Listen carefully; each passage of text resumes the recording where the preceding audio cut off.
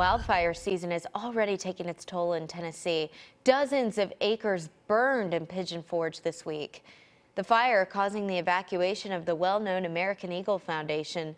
Staff quickly put their updated crisis and evacuation protocol to good use. Right now, the foundation is taking care of about 120 birds. Part of their training involves being prepared in the event of a crisis. Our birds are trained to do a maneuver called step up. So what they do is actually step up to one of our avian handlers' gloves, and we then crate them in specially designed crates, shut them in, and we have several vans that we then pack the crates in and transfer to a secure location. Here in Tennessee, it's also hunting season. That's another big safety hazard for the eagles at the facility.